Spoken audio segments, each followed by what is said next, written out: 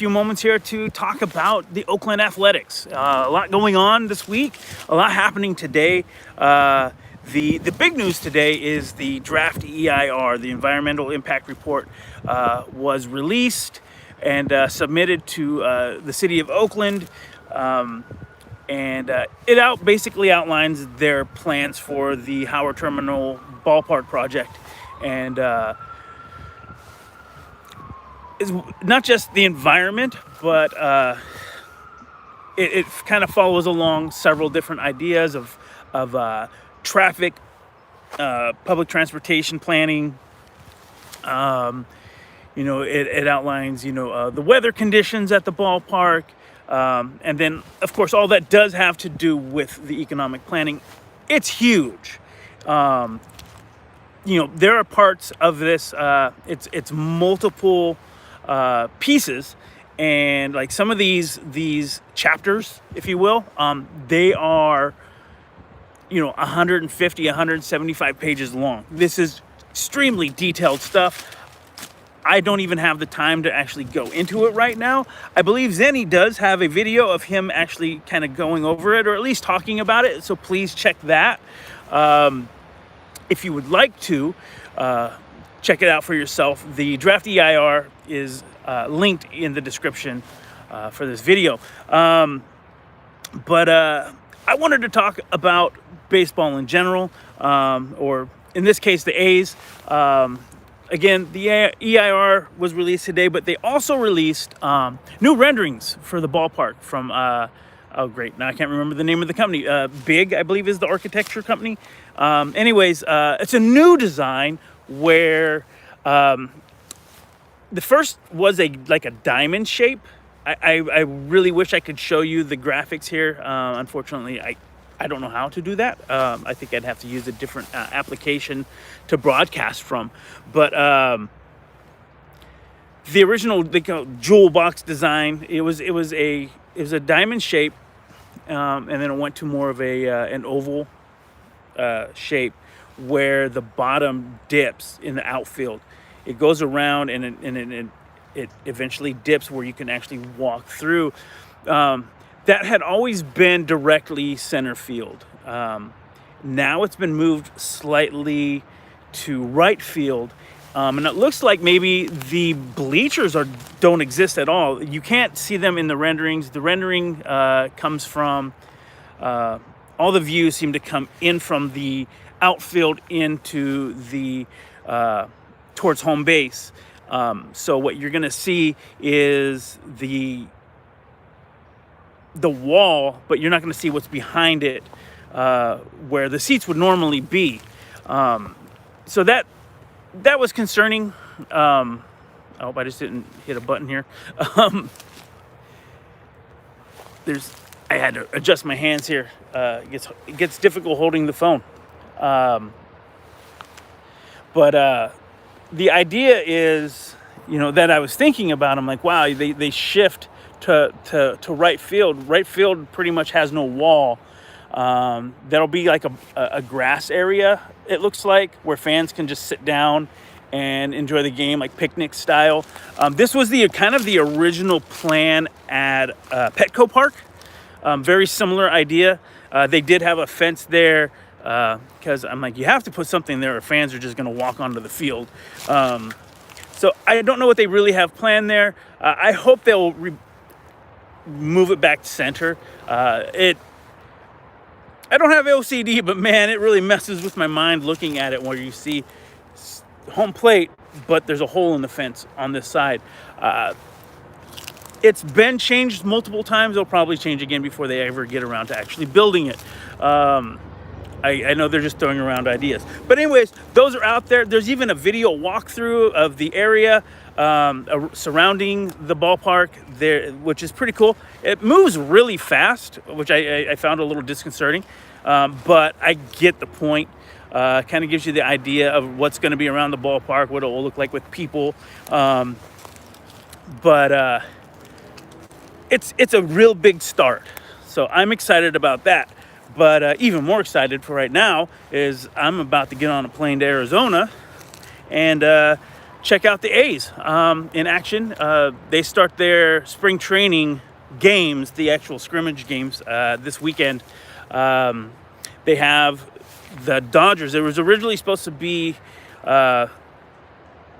Milwaukee, but for whatever reason they changed the schedules, and the A's will be taking on the Dodgers in their first game on Sunday, and that's actually a lot more exciting. It's the 2020 World Champions. There's a lot of star power on that team.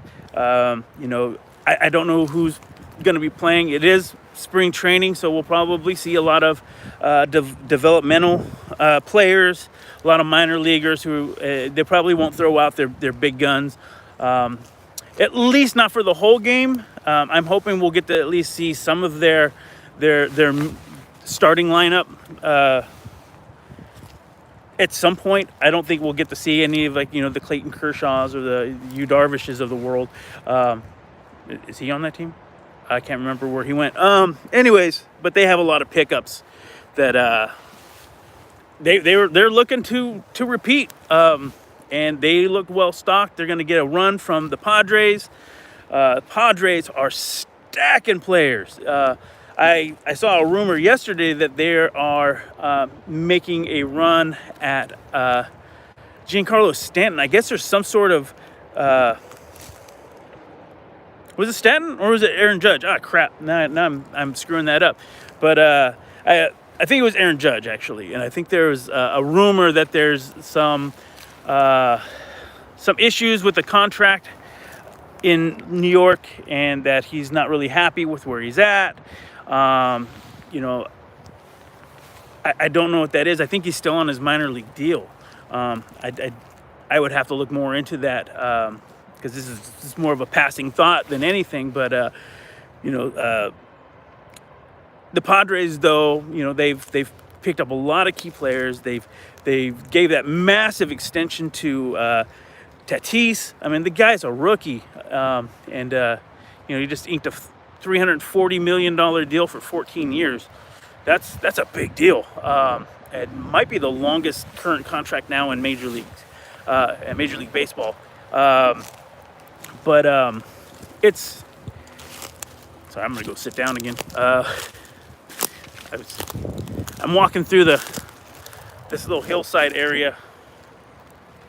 It's pretty nice. I wanted to get away from the house for a little while and clear my head a little bit before I jump on a plane. Doing a little laundry before I go.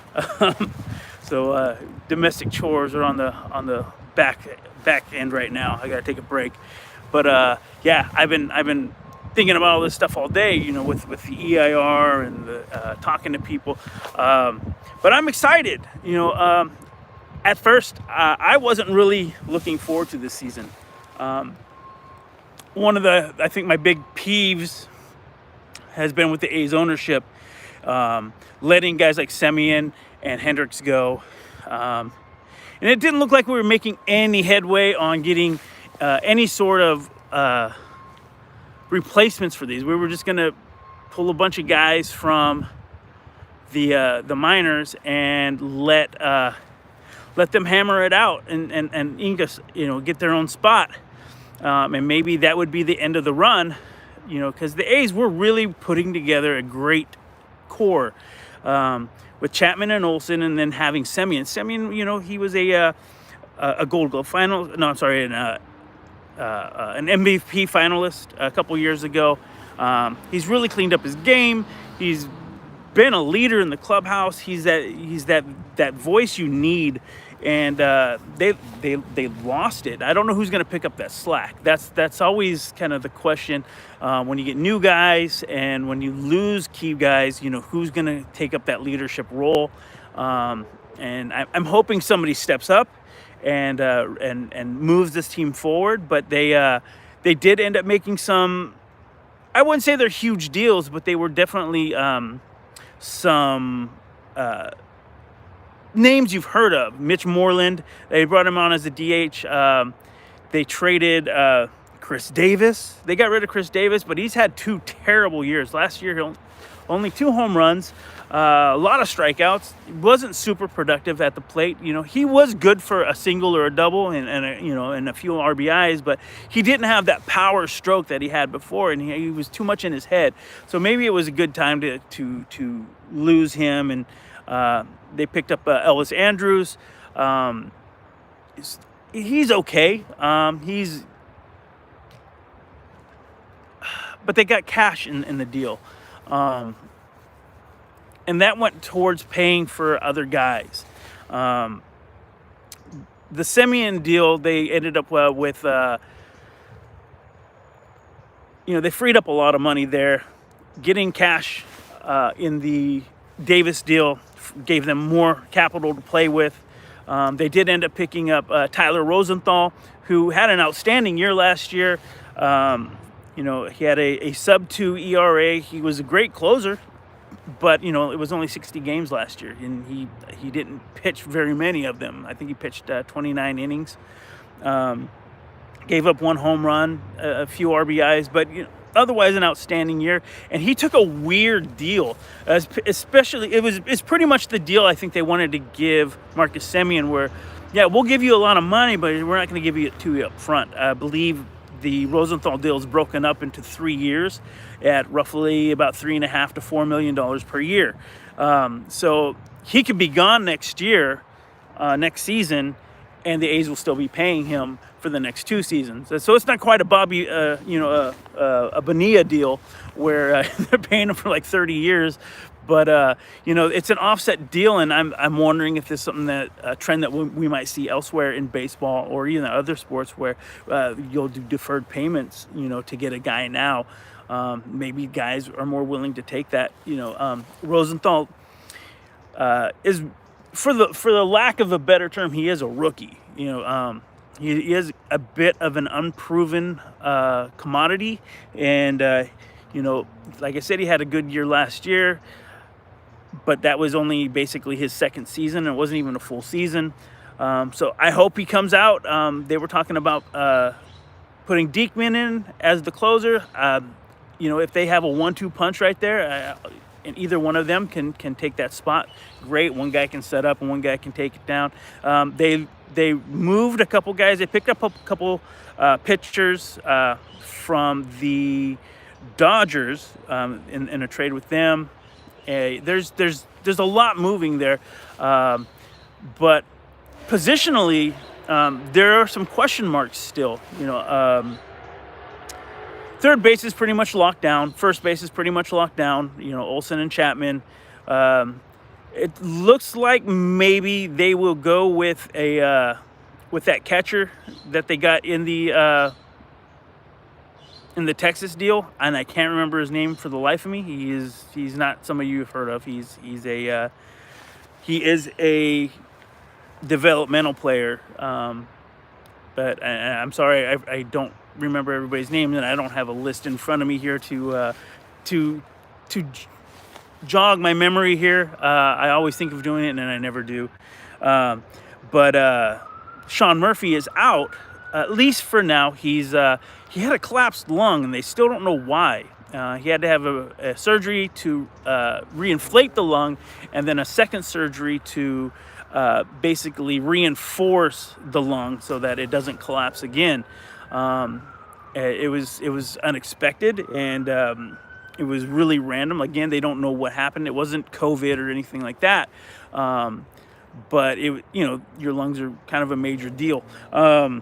So he is at spring training, and he is doing some baseball activities, but he won't be doing full sets. I know he's not doing batting at all. He is doing some catching stuff. He's doing his drills and working on getting in shape and being ready. They talk about him possibly be ready at the beginning of the season, or maybe towards the latter part of the spring training. So we'll see. We'll get to see some other guys catching, because we did move quite a few guys in the offseason. We also just moved Blackburn. We DFA'd Dustin Fowler, who got picked up by the Pirates. Not only did that happen, he got picked up, and we also got cash in that deal. So A's are always looking to save some money. So that helps. But I think the biggest question marks will be the second and shortstop. Because you've got guys like Chad Pinder, who honestly deserves a spot. Where he'll play, I don't know. He's a utility guy. He can play a lot of positions. He was great at third base last season. He does have some pop in the bat. At the same time, there wasn't room for him. You had Semien and you did have a kind of a round, a rotation going on at second, and I think second's going to be the bigger issue too. They picked up Jed Lowry on a minor league deal, so Jed Lowry will possibly be back for a third time. He only played something like 9 games total with the Mets over 2 seasons, so he hasn't been healthy for a while. They said he's been looking good at camp, so it's a big possibility that they could be rotating players quite a bit. I read an article yesterday. They stated that Melvin had mentioned that Lowry would be more of probably a designated hitter with the lefty righty situations,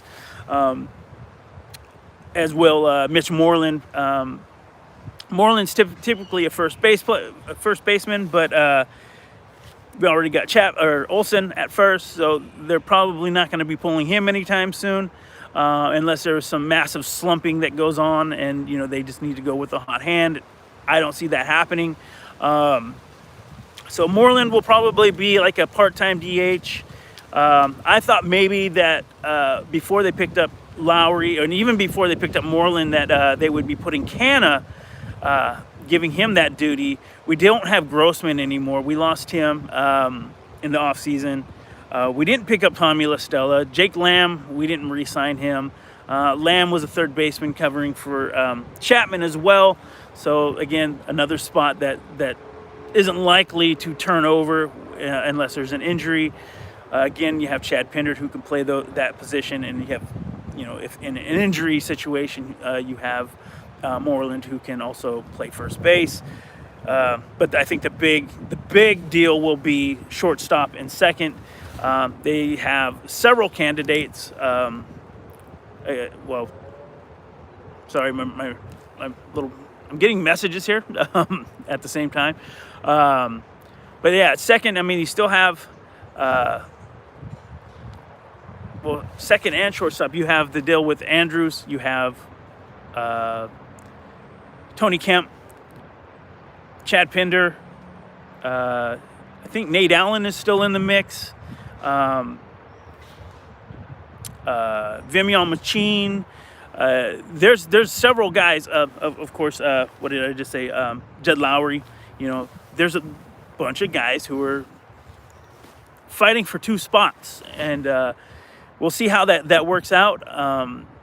I really liked Jed. I was upset that we didn't pick him back up, given what we saw in New York.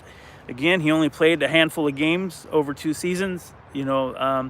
Maybe he's at the end of his career here, and I'm glad we didn't pick him up, because he would have been a guy on the shelf for that time period. It's woulda, coulda, shoulda. Especially when it comes to the A's, there's a lot of missed opportunities. I hope we didn't screw the pooch, so to speak. With giving up guys. I think there were a few guys where I'm like, oh, he was a up and coming guy. I hope we don't end up with another Max Muncy. Muncy we had briefly that we pulled up through the minor system, and then we let him go and replace him with Olsen, and he goes down to Los Angeles, and he's raking. Now,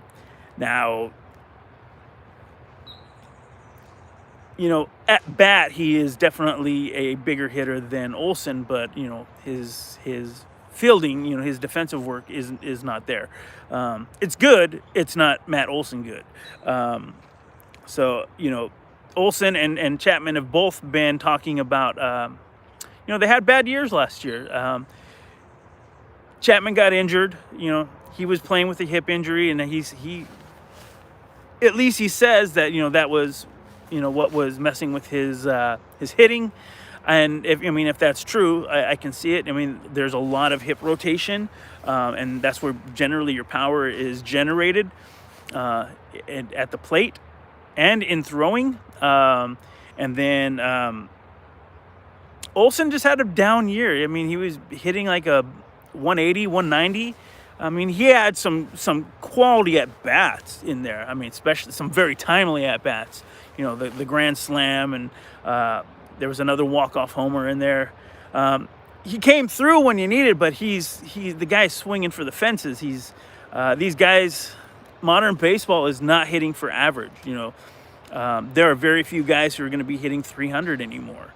You're going to see a lot of guys below the Mendoza line, below 225, and you're going to see tons of strikeouts. If you read anything, the strikeout rates are through the roof, because that's what guys are going for, that big money home run business. Nobody's really out there swinging to get a double or a triple or even a single.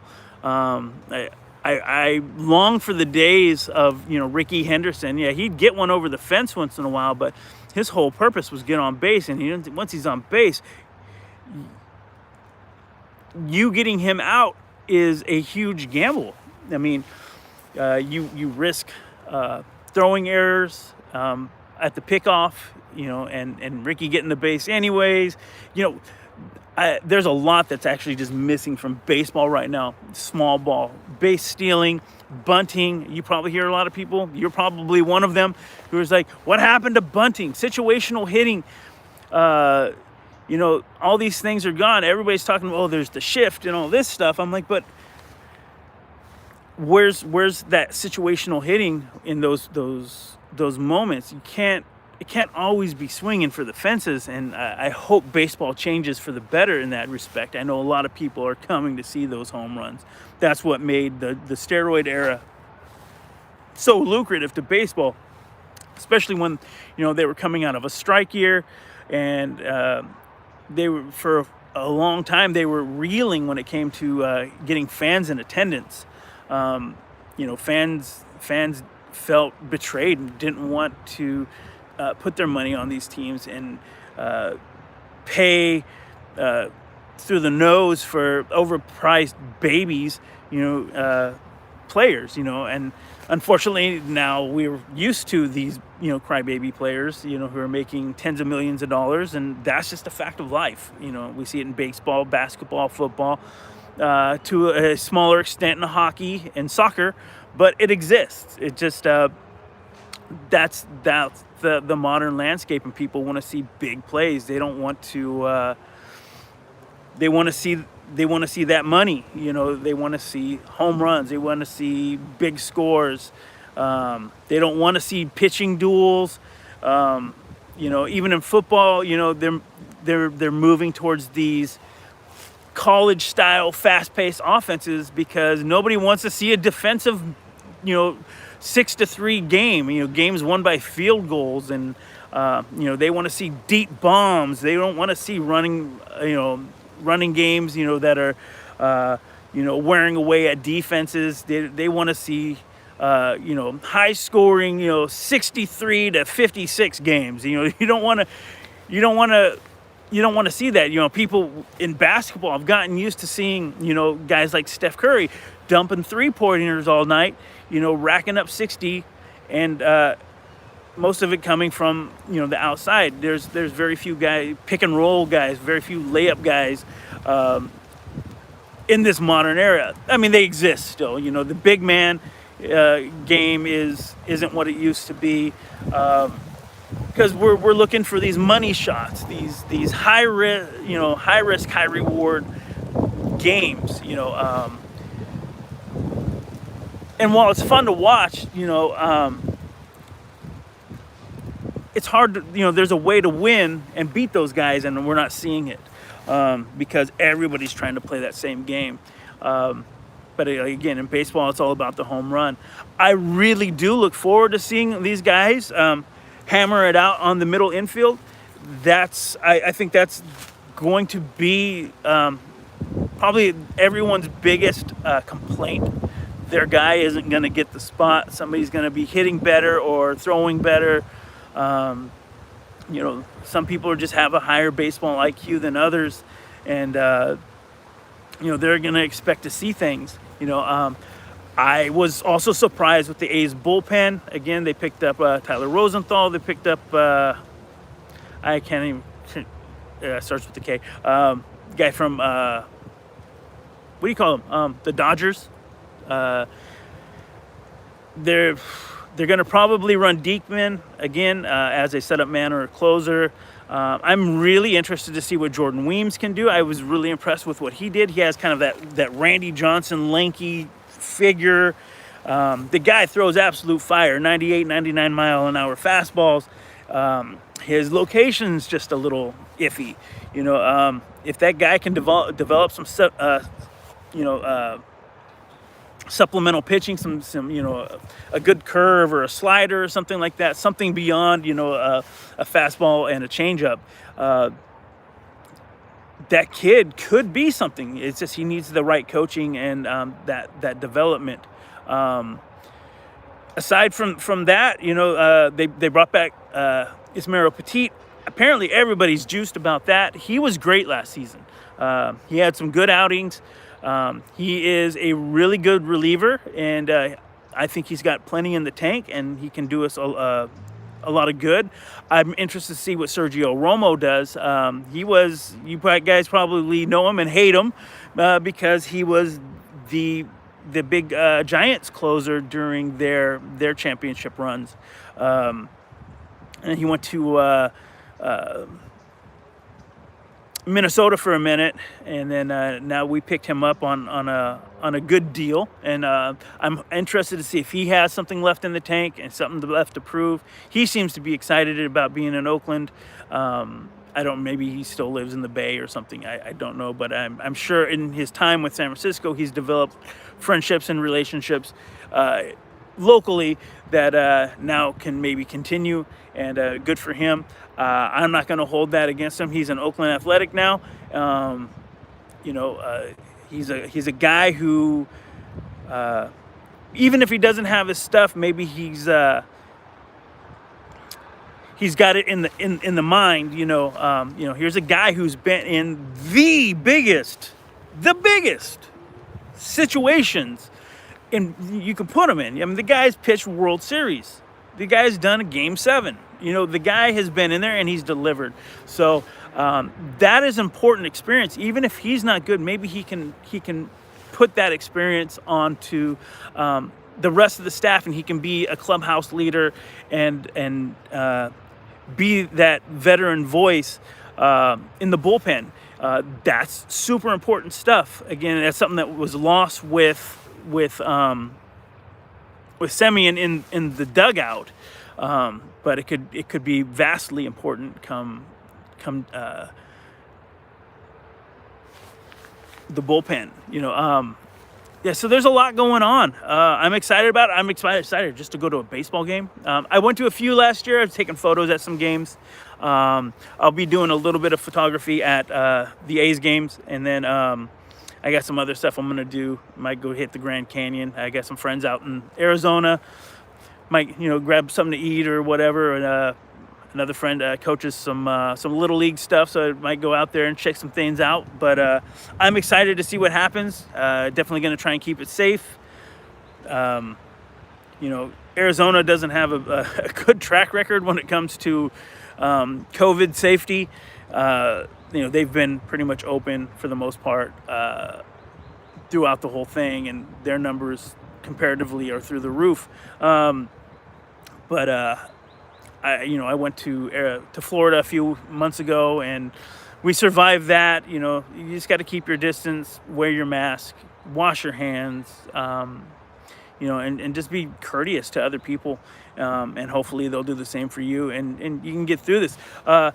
On that note, I also read yesterday that there was an article where they said basically the flu and the cold viruses are almost non-existent, which kind of goes to show that distancing, sanitation, and masks do go a long way. Because even though we have not fully defeated this whole COVID thing, we have largely defeated the numbers when it comes to flus and viruses and cold viruses, which everybody likes to, those pandemic types like to refer to. So early on, they were like so many thousand people die every year from the cold or flu, and this is just another flu, but we're well beyond those numbers, just a couple months in. And we just topped over 500,000 deaths in the United States, which is terrible, and hopefully we're coming around on it. But also, part of the thing with the cold and flu was vaccinations for the flu were really pushed in the beginning of the pandemic. If we can muscle past through all that and we can get these vaccinations to people, yes, get vaccinated. I just had my own scare with COVID. My son's mom has it, and has it. I don't know where she's at with that right now. Hopefully everything's okay, but we were exposed to it. We went through multiple tests, and now that I am officially known to be clear and negative, I'm definitely going to get my vaccination at the first chance. Most of the places I've seen are, they're prioritizing elderly and frontline workers and that stuff, and I want to make my own sacrifice to let them get theirs first before I jump in line. I know there have been shortages and stuff like that, and I'd love to go and get the vaccine right now. It's just something that hasn't been open to me. I don't know if I can just go get in line at the Coliseum or not, but the Coliseum, AT&T Park, Levi's Stadium, several large sites have been open where they're doing mass vaccinations, which is great. My son's school is talking about going back to school in a couple weeks. They're doing, they aren't doing vaccinations yet, but they're definitely doing their own testing. But I definitely want to say, hey, be safe. I'm going to do my best. I'll be wiping down my airplane seat and my tray table and the little window, and wearing two masks. And then, is any, arrange it. If you can get my kid in on it, that would be even better, because, he's the one who's going to have to go in. I really want to see these teachers getting it. If they're going to start sending kids back to school, they need to be first in line. We don't need the kids bringing it back home to their elderly parents and grandparents and people who are, immune compromised. But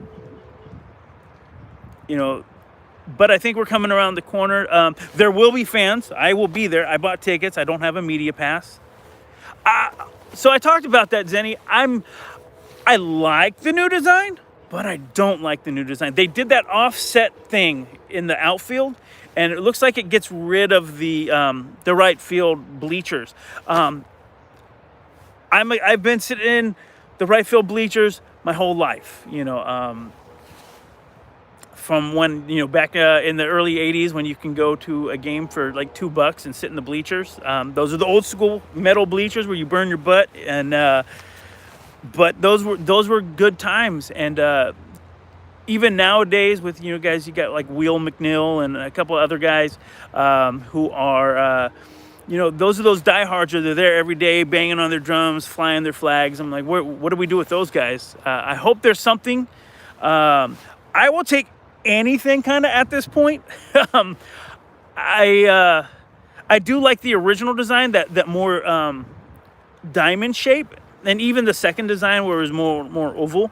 But that new one, it's still cool. It's a cool design, but it's, like I said, that offset dip. I don't know what you want. Is it a gate? I don't know what you want to call that. It's weird. Hopefully there'll be a fence there. Like I said, it looks like from there fans could just walk out onto the field. I'm sure there will be something happening there, but it's a weird spot. It's just a weird spot. Like I said, I don't even have OCD, but if I did, yeah, it is kind of boring. And I look to it, it's off, and I'm like, if I had OCD, I'm like, this thing might bother me a whole lot more just to see something that's just, where it wasn't like that in the original designs. It is boring, and especially when we saw if you saw that walkthrough, that rendering,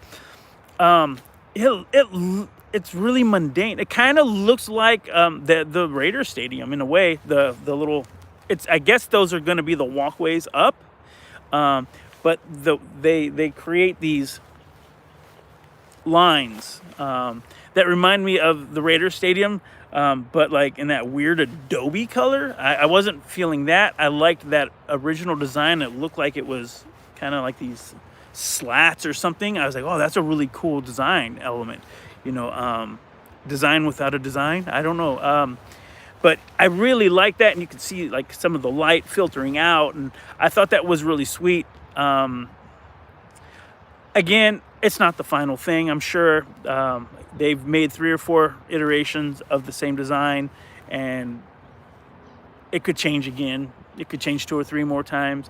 I was talking to somebody else about how some of the wording lately, though, has been a little ominous. It's completely conspiracy theory on my part, but a lot of people.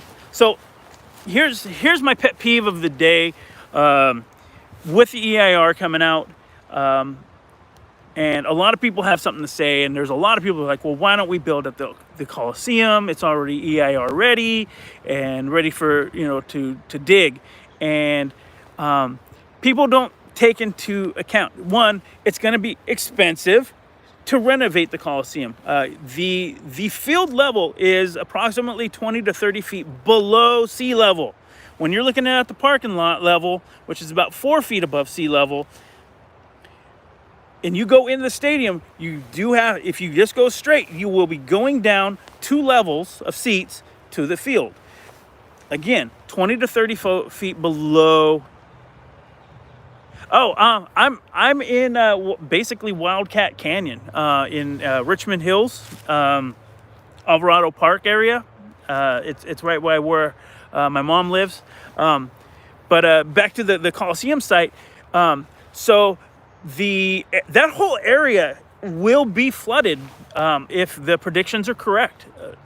When I say the whole area, I'm talking the airport, all that area around it, probably Bay Farm Island in Alameda. Alameda could totally be underwater. It could just disappear if there's nothing done to elevate the property and the land. The A's could totally buy the Coliseum property, raise it up 5 or 6 feet, and it'd be great. But, and I've talked to Dave Cavill about this, it would be great, but the surrounding area, the freeways would be underwater, the parts of East Oakland, that's all landfill. And much of it is going to be underwater unless it's mitigated somehow. The Bay Area on its own is going to probably spend hundreds of billions of dollars in the next 50 years to mitigate sea level rise and the flooding that's involved with it. It's going to create, everybody's trying to live out on, I'm at the scene, not from the Coliseum, the new level. Yeah, $200 million. And that doesn't even include, if you did a renovation, again, I was talking to Dave Cavill about it. I asked him, because that was a question, why not renovate the Coliseum? They said it was going to cost $100 to $200 million to this to take down, to demolish the Mount Davis and rebuild it to something useful. But the other stuff like the seismic retrofitting, again, the sea level issues, the infrastructure underground, whether it's the electrical, the plumbing, all that stuff is equal to or greater than building a new stadium, which they could still do on the Coliseum property, but you still run into those other sea level issues. Howard Terminal, even at the sea level rises, I believe is 9 feet above sea level. What the projected sea level right now, it's I don't know, probably 15 or 20 feet above. I would have to go back again. I haven't read the entire EIR. I'm projecting I haven't counted that either. It's thousands of pages. I went through a couple pieces and there are 150 to 175 pages just for specific things like air quality, and I'm like, this is gonna take the average well-read person many hours to get through and digest. I honestly have. I like my stuff condensed. It's really hard for me to get into stuff like that. I'm not a stupid person, but some of that stuff is way over my head. I am not an engineer. I'm not any of these things, and I will leave those things to engineers. Yeah, 10,000 pages. Yeah, I'm like, that thing's huge. I basically said I don't have time for this. So I was going through and opening up the PDFs. I did put a link to that in the description if you are so inclined to know, to get learned, to really get involved and read what's going on. Because that was another thing I was seeing a lot of today was, I probably shouldn't put this on fans, but I do. Fans are cheapskates. We got owners who are cheapskates, and we got fans who are absolute urban planning masters from Berkeley. Yeah, there you go. Yeah, I expect Zenny to get that stuff.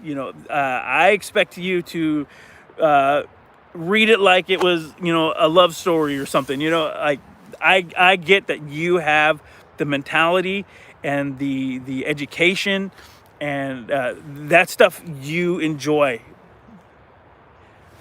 Right on, Zenny. We'll see you soon. I'll be back this weekend with some actual baseball stuff from Arizona. But one of the things I did notice though when I was looking at all this stuff and all the fans were like, well, we won't ever be able to afford a game. We won't ever be able to go to a game. Where are we going to park? How are we going to get there?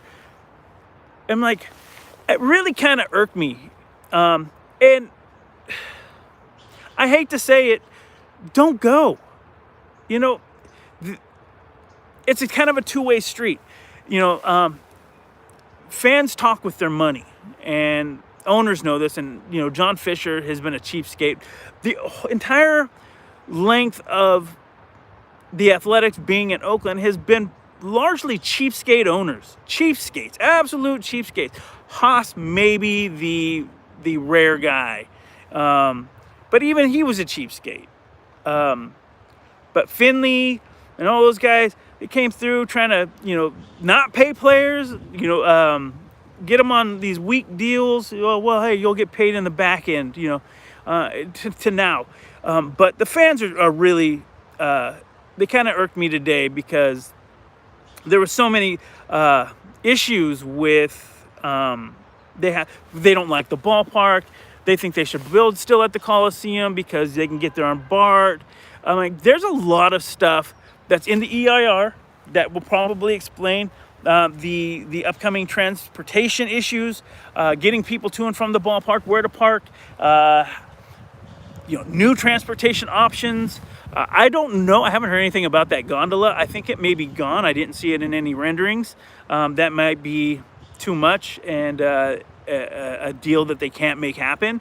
And that's fine, whatever. I think it was a novel idea that would have been something original and new that I haven't seen at a ballpark anywhere, let alone a regular thing that happens in a major city.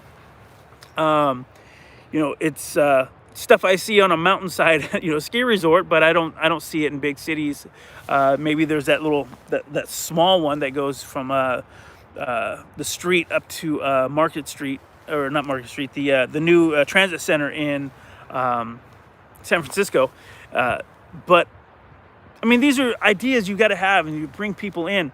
But if you are expecting anybody, whether it's the A's, the Giants, the Dodgers, the Raiders, the 49ers, anyone, to build a brand new stadium or do a major renovations, and you not having to pay a few bucks extra, is insane. This is not how it works. You want major league, high level Yankees, Dodgers pricing, or talent, but you want to pay college or minor league ballpark pricing. Sorry, bullshit. The fans are just as guilty and just as bad at being cheapskates as the owners. Ball games cost money. I'm sorry. I wish they didn't. I wish they were really cheap, but they're not. It's not 1985 anymore. There's no more $2 games on Wednesdays. There's no more dollar hot dogs. You want dollar hot dogs? Go to Costco. Okay? That's not here anymore. I'm sorry, but hot dogs are $6 or $7. A beer's gonna throw you back $12 to $15. That's the way it is. I'm sorry you can't take your whole family to the game 18 times a year. You might have to settle for 6 or 7. That's just the way it is. We're never gonna get good talent if people aren't paying money. Now, the way the A's see it is they're going to do it with a new stadium, a new ballpark experience. They're going to get a new, with this revenue, we can put together a bigger payroll. Great. But if you're constantly setting the bar so low so that you don't alienate those $5 fans, you will never get out of that hole. I think a lot of fans would like to pay more money for a better product. I would. I know that when a new stadium comes, there'll be a higher demand. There'll be a big ballpark for them to actually still pay for. They got to recoup that money somehow. I realize that the demand will be high and the supply might be low, and I will have to pay more. I know that going in. So I will either have to hustle more so I can get that new season ticket package, go to fewer games, or some combination of both. That's just the reality. People were complaining that the A's did release this week a ticket plan. If there's fans allowed, you have to buy pods of seats, so 2 or 4 seat pods. And people were like, well, why can't I just go to a game by yourself? Well, you can go to a game by yourself. You just have to buy 2 seats and sit by yourself. That's just the way it is. There was a guy on Twitter who was like, well, that's not how it's done. I'm like, that's very typical of, at least for season tickets, in most sports. At least for sports where teams aren't suffering for money, because it's a supply and demand issue. If you've got money, if you're bred like that, you don't care if you have to pay for 2 seats. You're going to sit courtside at the Warriors game. You're going to sit courtside at the Lakers or the Knicks game. That's what you're doing. You're sitting at the 50-yard line. You got money. You don't care. When I remember trying to get Raiders season tickets and I wanted to upgrade my seats, the year before I was sitting, I had 1 seat for myself, and I was sitting. They would only sell me 1 seat in the 300 level. I was in like 307 or 304,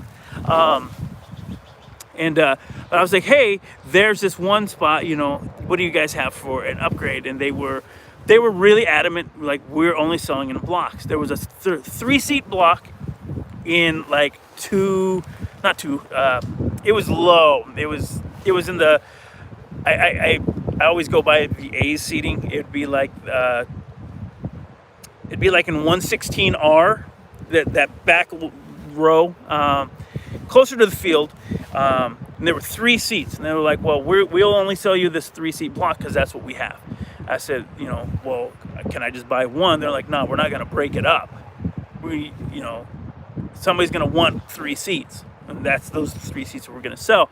We're not going to sell 1 and then 2. And I was like, well, why can't you break up 1? And, or I'm sorry, I wanted 2 seats in that area, but they wouldn't break it up because it would leave just 1. They don't want to have 1 seat and then no seats.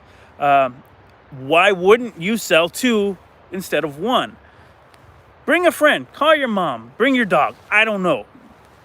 If you want to go to the game, get 2, okay? That's how it is.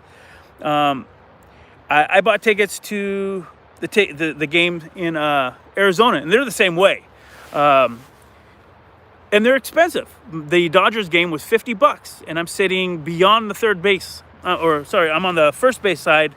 Their section 115, which is, I believe, 2 sections beyond the dugout. So I'm basically somewhere between first base and the outfield fence. Not great seats, but I'm second row. But those are still $50. This is a spring training game. The next game is the Reds, and those exact same seats. I got the exact same seats for both games, and the second time they were $25. The secondhand market, from what I'm hearing, is through the roof, and that's just the way it is. It's a supply and demand thing, and there's a lot of people who want to go.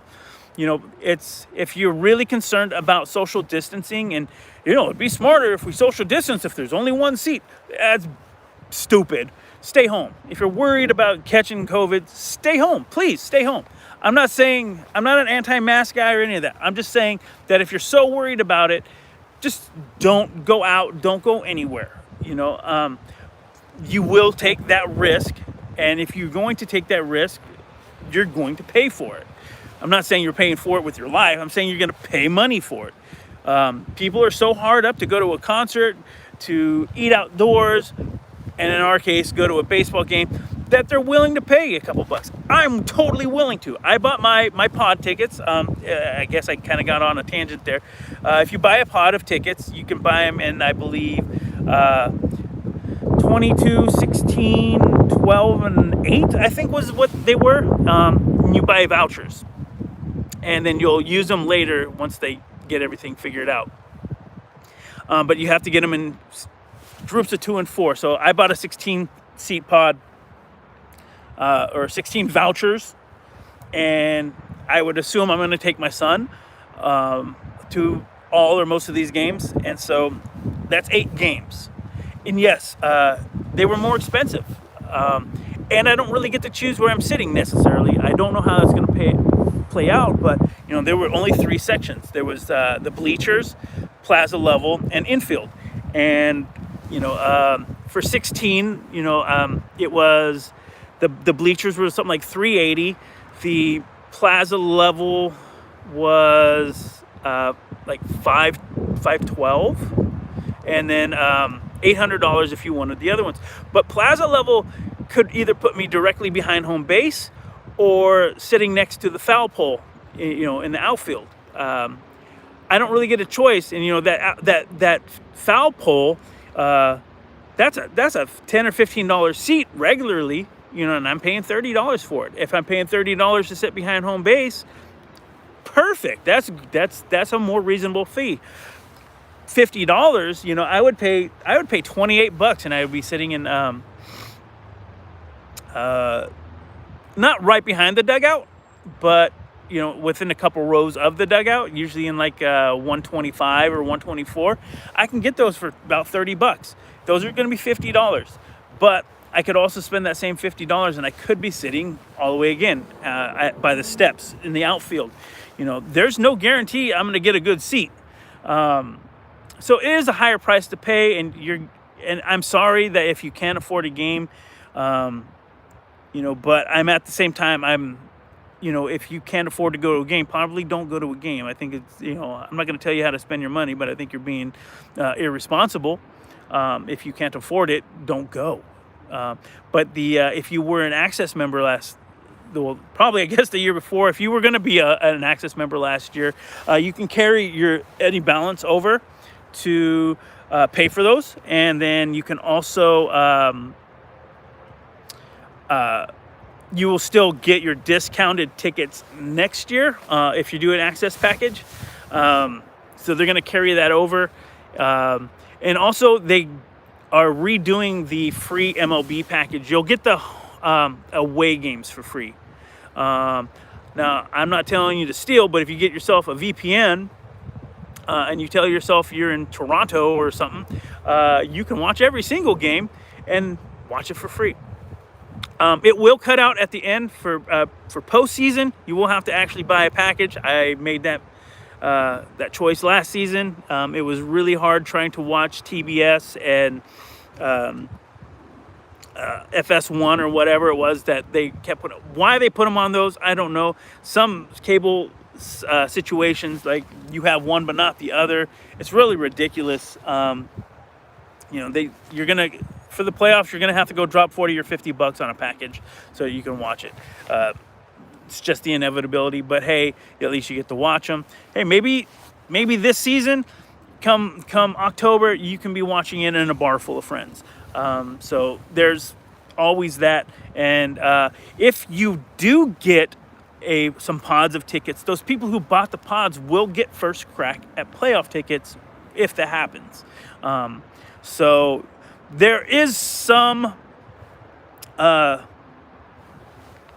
there are some perks to it. They're small. There will be no discounts. There's no Access package. There'll be no discounts. You will not be able to buy tickets at the gate. You will have to buy everything online. It's again, I was really hoping for, I could at least take my my Access package to Hohokam Park in Arizona, because usually the your discount would work there. Not happening. They won't have a merchandise shop that's open. You'll have to buy everything online. If you, I usually go and buy that season's spring training cap. I will have to go down to the Hat Club and see my guys there and grab something beforehand. If hopefully they have it in stock. Otherwise, I'll have to get it later or whenever it shows up to my house, if I get it through the mail. But hey, if you're lucky, if you can afford it, great. Get out to the ballpark. Be safe. I've gone almost an hour here. What was something that was supposed to be really short. But hey, baseball's back. Hopefully the A's can move forward on this EIR. There's a 45-day comment period that has to happen, and I believe it's a 270-day period for any lawsuits to be filed and handled or whatever. There's again, the conspiracy theorist in me says they're trying. The A's have their words have been ominous. There's one interview where basically Caval says that it's all or nothing. The Coliseum property is off the table. If there's no Howard terminal, they will seek relocation. That's out there. If you need it, I can find it and send it to you. I probably won't, because you should just Google something. So there's that, and the reality of this Howard Terminal is Libby Schaff's her pet project. All this has really been put out there by Libby. She was on the board at the Port of Oakland, and now coming into office, she's running out of time. And honestly, I don't see this plan going through without Libby. The other people in office, I don't think have the, I see people like Rebecca Kaplan and stuff, and, she's been good for Oakland, but I don't have any faith in them really moving forward on this project past 2022. It seems like, the A's are really pushing this through because of that. I could be wrong, but I don't know how much support the A's are going to have with this project beyond that date. Again, Libby has been really that big driver of this. She's been the big cheerleader, and I applaud her for that because, I mean, we already lost the Raiders. The A's are the last game in town, pun intended. So what do we do? We gotta do something, and I hope they work it out and stay. I always feel like the A's do everything in their power to screw up these projects, and this is not going to be any different. I do expect there to be legal. I expect there to be lawsuits. I expect there to be people who are going to challenge the EIR and the processes involved. I expect people, especially the ILWU, the longshore workers. These guys have been behind almost every single legal attack and media attack on the A's project. They're basically a San Francisco run group, but they run the port of Oakland. But there's a lot of interests that link back to the Giants, and I mean, some of this is conspiracy theory stuff in my head, and then some of this stuff is just fact. There's a lot of media bias against this project, and there seems to be a lot of backing when you start reading these op-ed pieces from the Longshoremen Union and people affiliated with the Giants, in whether it's a roundabout way or directly. A lot of people don't want to see Oakland succeed, and I'm betting against them, and I really hope we push this whole thing through. I hope that they can get a vote on this by the end of the year and start digging at the beginning of next year. And 2023 was the original target. That's off the table, I'm sure. But maybe by 2025 we're sitting in a new stadium. And I hate to say that the old Coliseum gets torn down. She's been my girl for 45 years of me living, and the extra 50 something for the guys who've been here since day one. I'll hate to see her go, but I also know that's an inevitability. And whether the A's are here or not, whatever comes next, it's in question. But anyways, I'm going to cut this short. I got to go pack and get my butt to the airport. I'll talk to you guys later. I'll be back this weekend talking baseball from Hohokam Park. Is that how you say it? Hohokam?